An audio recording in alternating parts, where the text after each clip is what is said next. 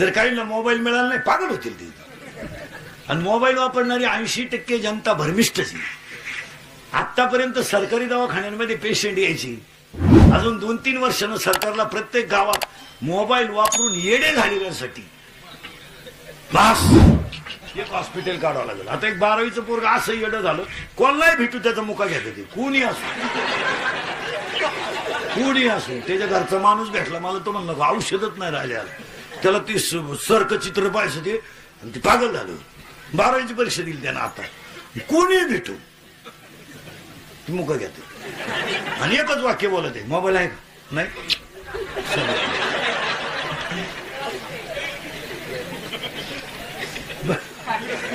पागल झालं. ती 12वीची परीक्षा दिली, ते ऍडमिट केले पुण्याला, ते बदली झालं. ते कोणी डॉक्टरलाही म्हणायचं गोळ्या मोबाईल आहे का नाही.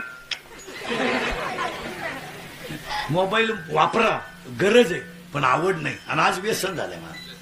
बरं वापरण्याला काही मर्यादा आहे, बोलण्याला काही मर्यादा आहे. काय बोलायचं बरं, बोलायला तोंड दिलंय ना. हॅलो हॅलो, आता एवढं अंतर काही लय झालं का. हॅलो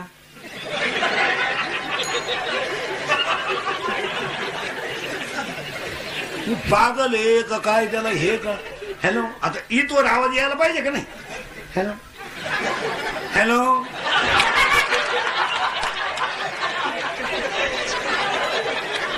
आता दोन बंद पडलं तेच चालेल नाही.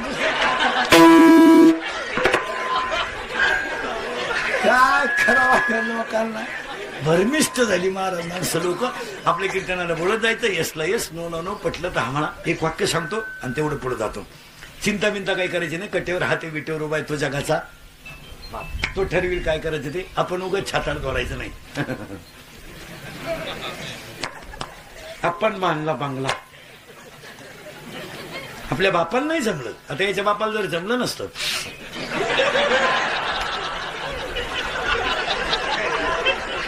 बाकीचं याच्यावर तुम्ही घरी गेले होता, त्या बाबळीपासून ह्या बाबळी पोर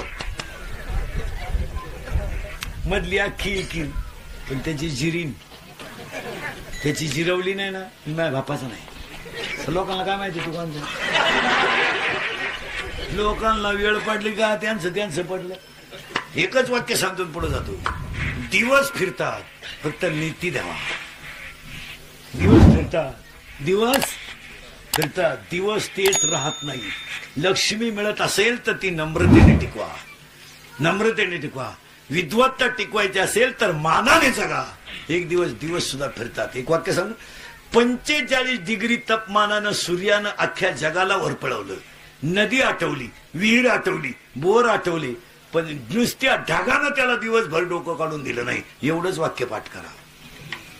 जो 8 महिने उभ्या जगाला तापून होरपळून त्याने लोकांना वाळून टाकलं, पाणी तर संपून टाकलं, पण त्याला सुद्धा ढगाने सकाळपासून वर डोकं काढून दिलं नाही. हे म्हणजे ध्यानात ठेवा. ढग ती क्षणिक आहेत, तात्पुरते आहेत, पण सूर्याला सुद्धा झाकून धरण्याची ताकद आहे, हे ध्यानात ठेवा. हे लय दिवस चालत नाही. गमेंड बिमेंड मस्ती बिस्ती लय दिवस नाही चालत. ही ठराविक काळ चालती. एक दिवस ती जिरती. भारताचा सम्राट होता धृतराष्ट्र. 100 पोर होती त्याला, पार्टी काही दुबळी नव्हती. 100 पोर, पण त्याचे दिवस फिरले. मरायच्या टायमाला त्याला दुसऱ्याच्या घरच्या भाकरी खावा लागल्या. आणि त्याला हात जोडून लोक म्हणत होते 5 गावं घेऊन मिटून टाक. फुगिरले, जिरली म्हणजे टपरीला नाव नाही राहिलं. वाचलं का तुम्ही कुठं वाख्या महाराष्ट्रात दुर्योधन 5 स्टॉल वाचलं का. दुःशासन का ढाबा, अरे बाबा का ढाबा आहे पण दुःशासन.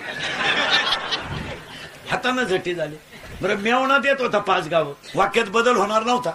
कृष्णाचं म्हणणं होतं वाद घालण्यात मजा नाही, 5 गावं घेऊन मिटून टाक, तुला फुकट मिळत होते. हे फुगिरलंय. हा म्हणला सुईच्या टोकावर मावेल एवढी देणार नाही, तर तू बाकीची बोलतो कशाला. कृष्ण म्हणलं मग तुझं तू पाय, मी तंटा मग ते अध्यक्ष करावी ना मध्ये.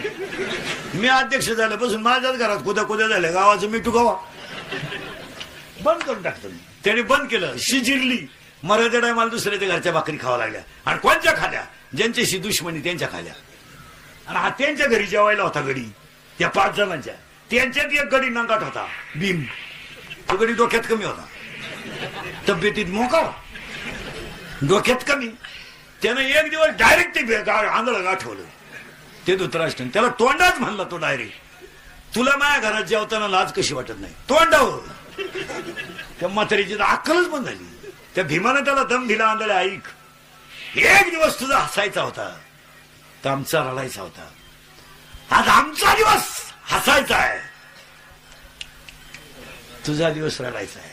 गमेट, विषयाचे लाडू तुम्ही आम्हाला चाललं तेव्हा तू हसत होता रे. भर सभेमध्ये द्रौपदी वडितांनी ती एकटी रडत होती तेव्हा तुम्ही 100 जण हसत होते.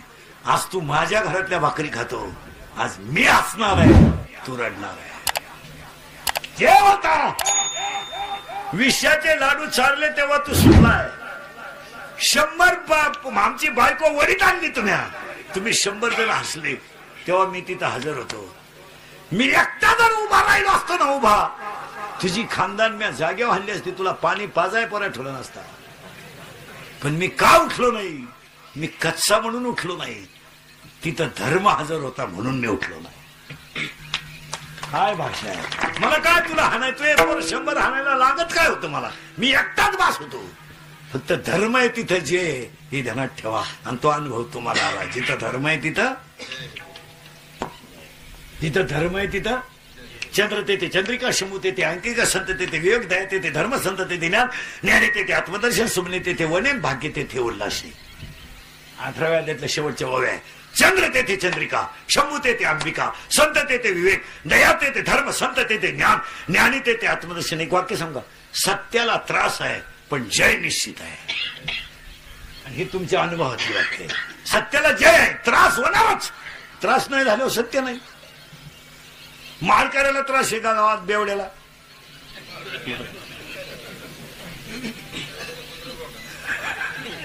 त्याला उलट लोक म्हणतात, काल फोन नाही केला 5 वाजता, वाट पाहिली मागून, मी नाच सोडून दिलं, जाऊ दे म्हणजे. हो, इथं पहा मला त्या सांगितलं तू 100 पोरं म्या मारली. जेवायला म्हातारं बसलं का भीम्याचा म्हणायचा, जेवायलाय तुला पोऱ्या म्या मारलाय. म्हातारच वाळलं, जेवणच देईना आघडी.